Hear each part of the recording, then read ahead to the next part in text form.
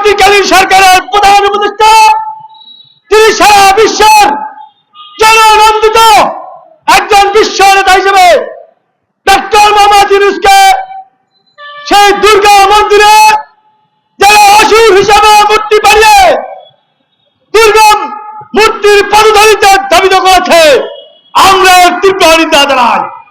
সেই সাথে সাথে বলতে চাই, বাংলাদেশের হিন্দু সমাজে যারা বসবাস করো, তোমরা এই দেশের নাগরিক থাকা সত্ত্বেও এর কোন প্রতিবাদ তোমরা করো নাই, এর কোন নিন্দা এবং জানাও নাই।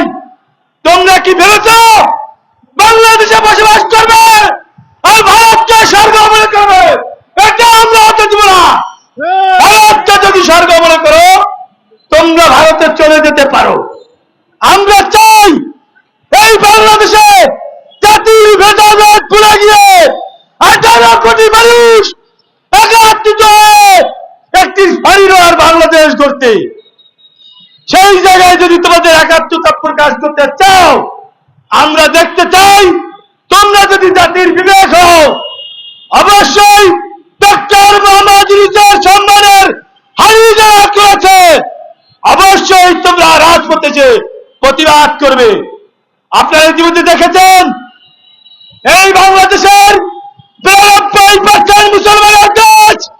আমরা সহ্য ত্যাগ দিয়ে থাকি, আমাদের ট্যাক্সের টাকায় তোমাদের মূর্তি পূজা অনুষ্ঠিত হয়। 3% মানুষের 4% মানুষের ট্যাক্সের টাকায় লক্ষ লক্ষ কোটি কোটি টাকা এই হিন্দু ধর্মের উপর বাজেট করা হয়।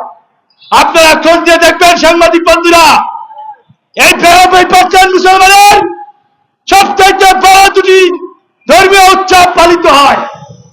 একটি হচ্ছে রমজানের ঈদ, আর একটি কুরবানি।